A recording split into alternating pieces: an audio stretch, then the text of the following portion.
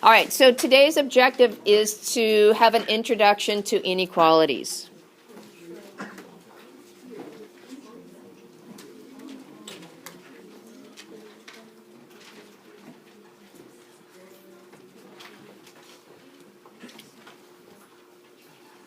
Now, chapter 5 was somewhat light on vocab words. I just ran across it. It's in my paperwork here. We had a lot of theorems. So in chapter 5, we had 7 vocab cards, 19 theorem cards, because we had also several, corollaries. In this chapter, it's somewhat similar. Again, I don't remember. I saw it earlier.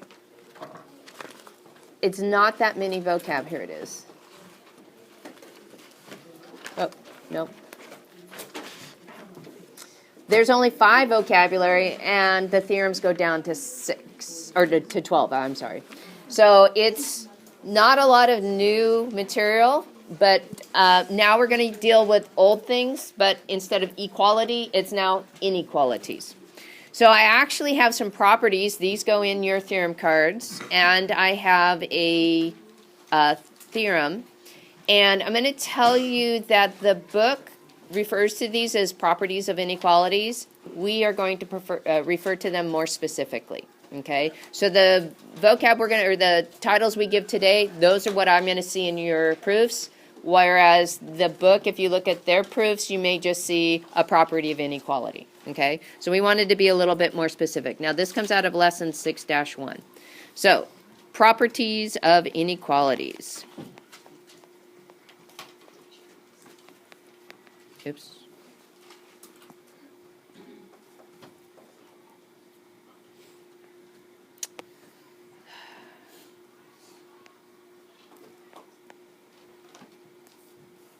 That is not a vocab card. That's just telling you what we're looking at here. Box it so we don't have any confusion. So here is your first theorem. Like we had the addition property of equality, we also have an addition property of inequality.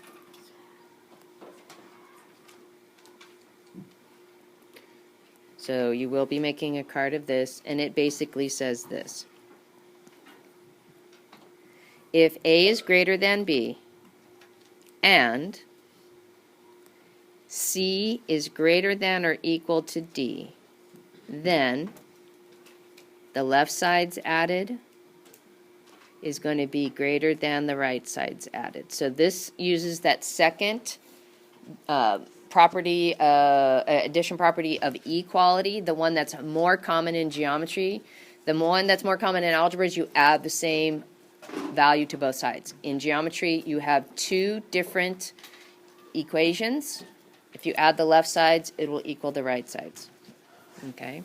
So that's addition property of inequality. And again, because your 2 bigger ones are being added together, it makes sense they would be bigger than the sum of the 2 smaller ones. So we also have a multiplication property of inequality.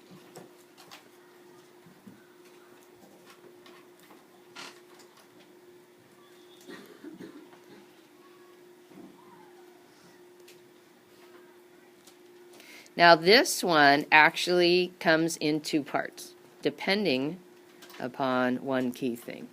So, if you have an inequality where A is greater than B, and there's a third number introduced, and he is greater than 0. In other words, what sign does he have? Positive. He's positive. Okay, so if he's positive, then the product of AC would be greater than the product of BC. In addition, the quotient of A and C would be greater than the quotient of B over C. So it doesn't matter whether I add or divide by that positive value, it's not going to change the relationship between my 2 initial numbers. Okay? Since I'm dividing them by the same thing. Now, the second case, however, says if A is greater than B, and here comes the key difference, C is less than 0. In other words, what sign does it have? Negative. If it has a negative. We have something that happens when we multiply or divide by negatives. Okay? So we have to pay attention to that. So what happens is that when you multiply a big number by a negative, it now becomes a smaller number. Okay? So we have the product of AC would be less than the product of BC, and the quotient A over C is less than the quotient of B over C. So again, the thing to pay attention to is look at the inequality sign, the sign of the number you're doing the math with, and that's going to be mirrored in the answers you get.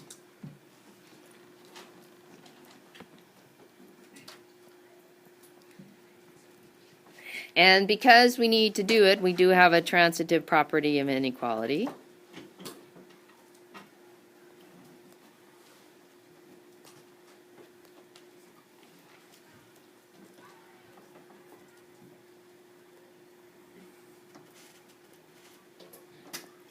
And that one states if A is greater than B and B is greater than C. So you're seeing an overlap.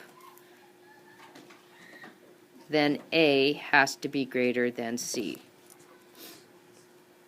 So again, if A is greater than B and B is greater than C, that's what I mean when I'm talking about an overlap, then the outer values have to maintain that same relationship. So A is greater than C. Now this is going to come in handy when we're doing comparison of sides on the homework, not tonight but on another night. Okay? So the transitive property of inequality, very important. We have one more property of inequality, and that's called the comparison property of inequality.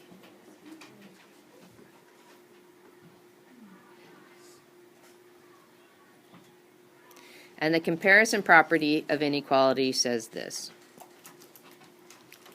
If A is equal to B plus C. So if it took those two smaller numbers to add up to equal the bigger number A, and C has to be greater than 0, okay? Because if it wasn't there, then it would just be A equals B. Okay, so they have to put that in there to clarify. Then your big guy is going to be greater than the other guy. Now, to be honest with you, A not only is going to be greater than B, but A would also be greater than the C, which makes sense. The total is greater than the parts. Okay, that's really what that one's all about. So we're going to do a little proof, and then from there I'm going to give you one theorem and we'll move on. Well, actually, we'll be done. Okay, so here's our little proof. Given I have two sides that are in an inequality. I have another two set of sides that are in an inequality. And what I want to prove is that I have a third set of sides that are in an inequality. So in order to have a prayer on this proof, we need a diagram to know what I'm talking about. Shh.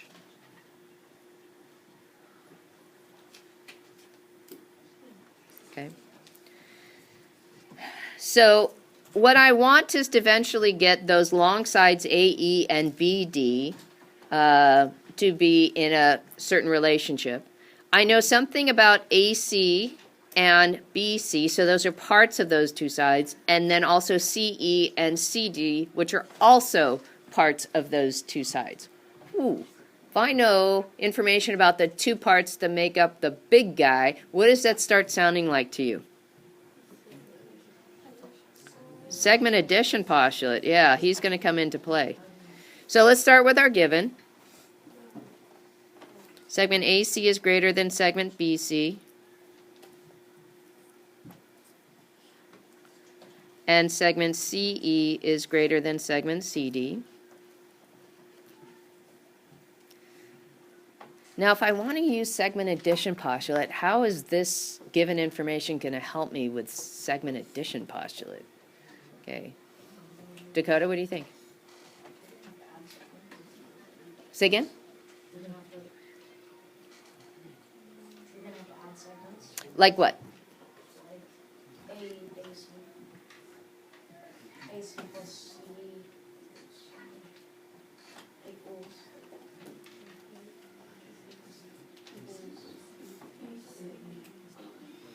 The length of AC plus the length of CE is equal to the length of AE. Ooh, now I'm getting all my key players are here. And then the length of BC plus the length of CD is equal to the length of BD. So that's your segment addition postulate.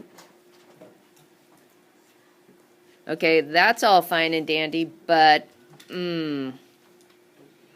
am I going to get AE greater than BD? How am I going to get that equality back into an inequality? Because that's where my answer needs to end up being. So, Sarah, I'm hearing you mumble. Addition property of inequality. So here's what we're going to use is that addition property of inequality. It says that the sum of the left sides, not equals because it's inequality, is going to have the same relationship as the inequality is going to be greater than the sum of the right sides. Okay? So we get segment AC plus segment CE is got to be greater than segment BC plus the length of CD. So that's your addition property of inequality. And by the way, there is no inequality symbol. You just have to write out.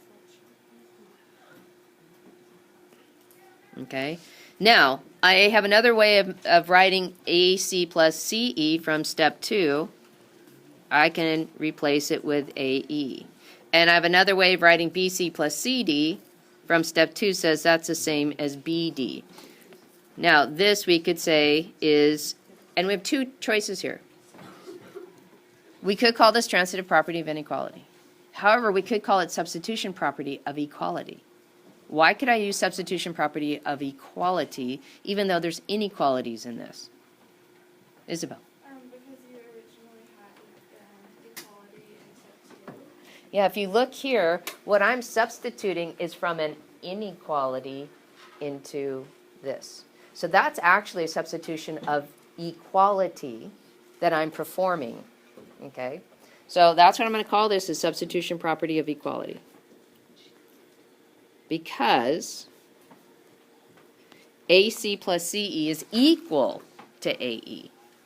And BC plus CD is equal to BD. Right?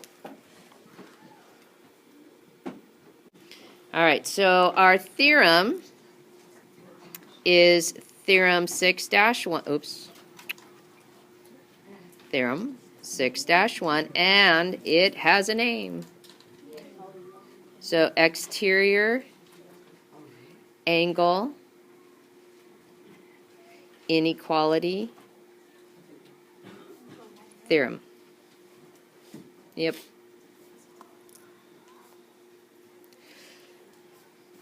Okay. Do you remember back in chapter, let's see, what is he? We had a theorem about an exterior angle. No, just not, there's no alternate exterior angle theorems.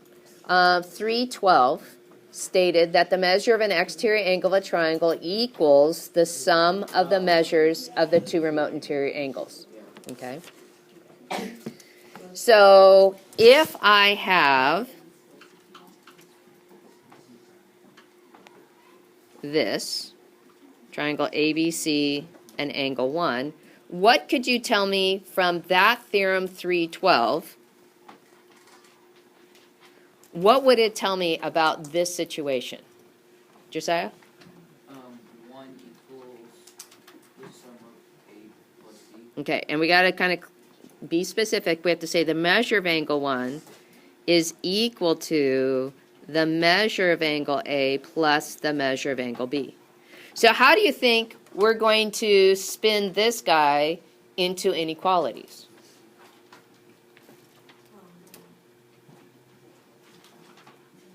What do you see in here that relates back to one of our properties of inequalities that we just mentioned? Thomas? Measure of angle 1 is greater than the measure of angle A and like it's separate, I guess? Yeah, it would be two different ones, right? This is like that comparison property. If A equals B plus C, then and C is greater than 0, meaning that both of those angles have an actual measurement, then A would have to be greater than B, and A would have to be greater than C. So for us, that would be the measure of angle 1 would have to be greater than the measure of angle A, and the measure of angle 1 would have to be greater than the measure of angle B. That's exactly what this exterior angle inequality theorem states. So it says the measure of an exterior angle of a triangle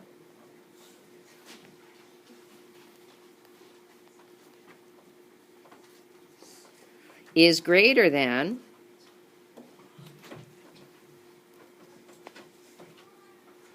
the measure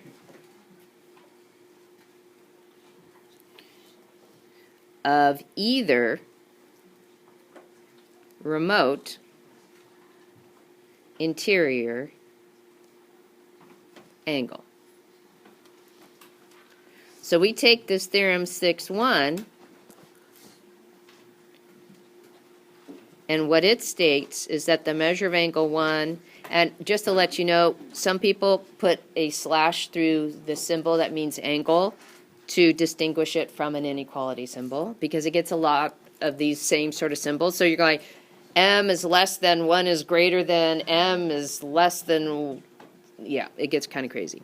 So we would say the measure of angle 1 is greater than the measure of angle A, and the measure of angle 1 would be greater than the measure of angle B.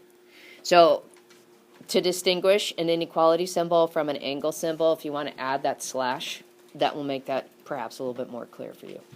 All right, and that's it.